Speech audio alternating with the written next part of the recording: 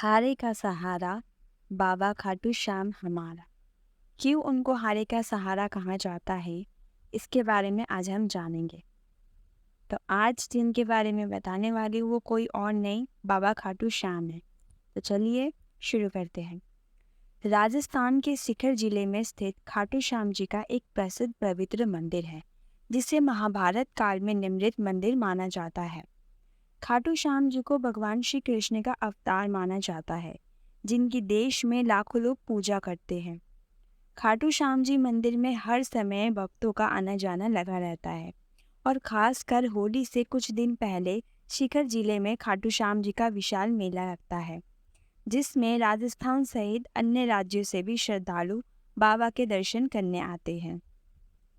खाटू श्याम जी की कहानी महाभारत काल से शुरू होती है, जिस वक्त उनका नाम बर्बरीक था। बर्बरीक भीम का पौत्र और घटोत्कच का पुत्र था। बर्बरीक बचपन से ही बहुत वीर योद्धा था, जिसने अपनी माँ से युद्ध कला सीखी थी। भगवान शिव ने बर्बरीक से प्रसन्न होकर उसे 3 अचूक बाण दिए, जिसकी वजह से बर्बरीक को 3 बाणधारी कहा जाने लगा। उसके बाद अग्निदेव ने बर्बरीक को एक तीर दिया, जिससे वो तीनों लोकों पर विजय प्राप्त कर सकता था। जब बर्बरीक को पता चला कि पांडवों और कौरवों के बीच युद्ध अटल है, तो वो महाभारत युद्ध का साक्षी बनना चाहता था। उसने अपनी माँ को वचन दिया कि वो युद्ध में भाग लेने की इच्छा रखता है और वो हारने वाली सेना की तरफ से लड़ना चाहता है, इसलिए उनको हारे का सहारा भी बोला जाता है। इसके बाद बर्बरीक नील घोड़े पर सवार होकर अपने 3 बाण लेकर युद्ध के लिए रवाना हो गए। रास्ते में श्री कृष्ण ने ब्राह्मण का वेश धारण कर बर्बरीक को रोका, ताकि वो उसकी शक्ति की परीक्षा ले सके।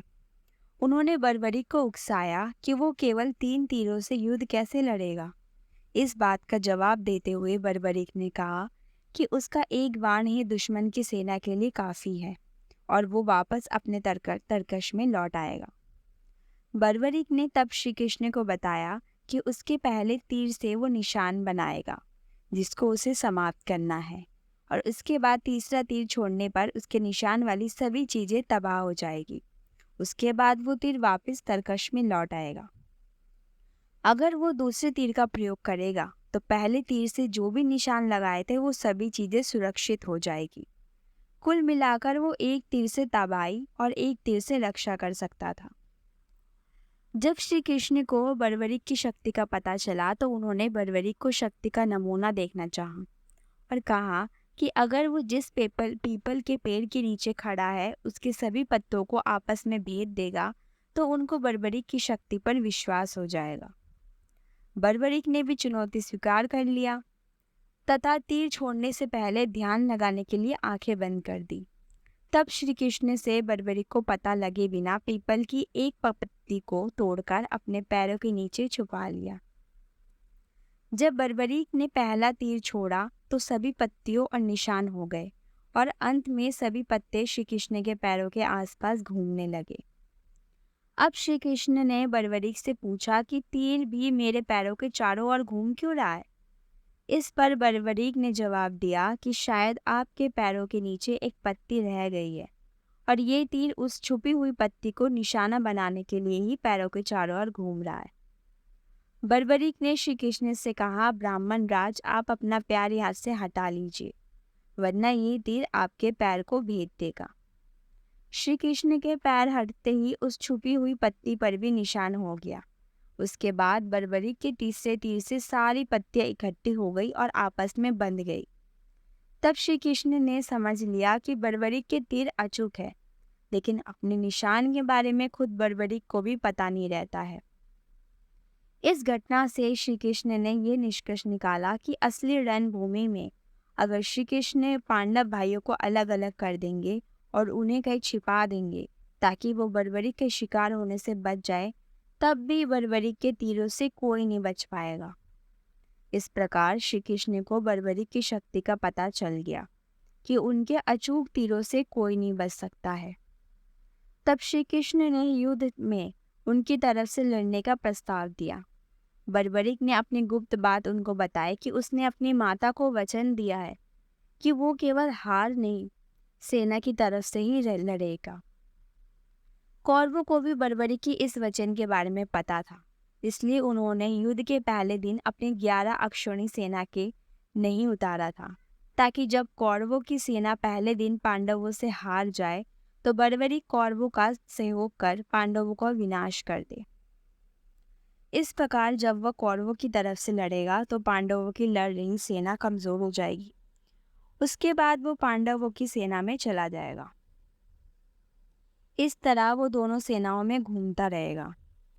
श्री कृष्ण को अब लगने लगा था कि अगर बर्बरीक इस युद्ध में शामिल हुआ तो कोई भी सेना नहीं जीत पाएगी और अंत में कौरव पांडव दोनों का विनाश हो जाएगा और केवल बर्बरीक शेष रह जाएगा।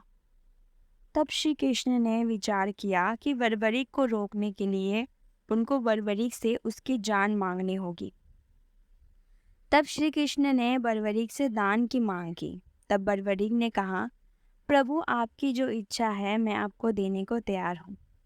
श्री कृष्ण ने दान में बर्बरीक का सिर मांगा। बर्बरीक भगवान श्री कृष्ण के अनोखी मांग को सुनकर चकित रह गया और इस अनोखी मांग पर उस ब्राह्मण को अपनी असली पहचान बताने को कहा। श्री कृष्ण ने बर्बरीक को अपना विराट रूप दिखाया और बर्बरीक उसे देखकर धन्य हो गया।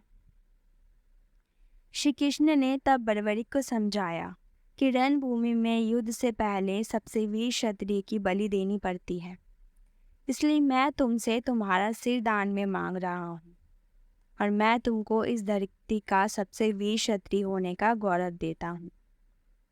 अपने वादे को निभाते हुए श्री कृष्ण के आदेश पर बर्बरीक ने अपना सिर दान में दे दिया। ये घटना फागुन के महीने के शुक्ल पक्ष के 12वें दिन हुई थी। अपनी जान देने से पहले बर्बरीक ने श्री कृष्ण से अपनी एक इच्छा जाहिर की कि वो महाभारत युद्ध को अपनी आंखों से देखना चाहता है। श्री कृष्ण ने उसकी ये इच्छा पूरी की और सिर अलग करने के बाद उनके सिर को एक ऊंची पहाड़ी पर रख दिया, जहां से रणभूमि साफ नजर आ रही थी। वहीं से बर्बरीक ने सिर को पूरा महाभारत युद्ध देखा था। युद्ध खत्म होने पर जब जीते हुए पांडव भाइयों ने एक दूसरे से बहस करना शुरू कर दिया कि युद्ध की जीत का जिम्मेदार कौन है, तो श्री कृष्ण ने बर्बरीक के सिर को इस निर्णय लेने का कहा कि किसकी वजह से पांडव युद्ध जीते।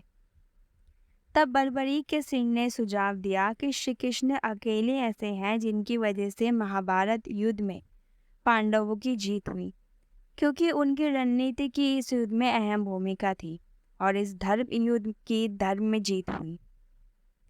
महाभारत युद्ध के बाद बर्बरीक के सिर को श्री कृष्ण ने रूपवती नदी में बहा दिया।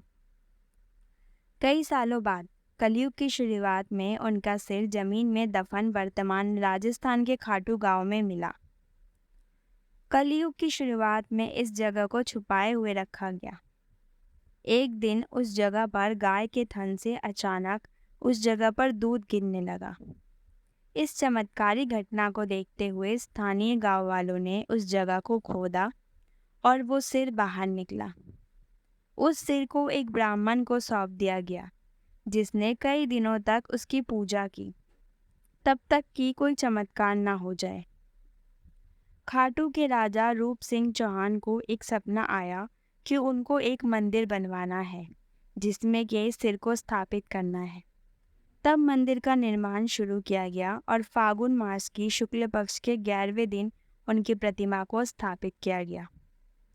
तो यही थी हारे का सहारा बाबा खाटू श्याम हमारा, उनकी कहानी। उम्मीद है कि आपको ये कहानी पसंद आई होगी और अगर पसंद आई है तो मेरे चैनल को सब्सक्राइब करना ना भूलें और इस वीडियो को लाइक करना ना भूलें। धन्यवाद।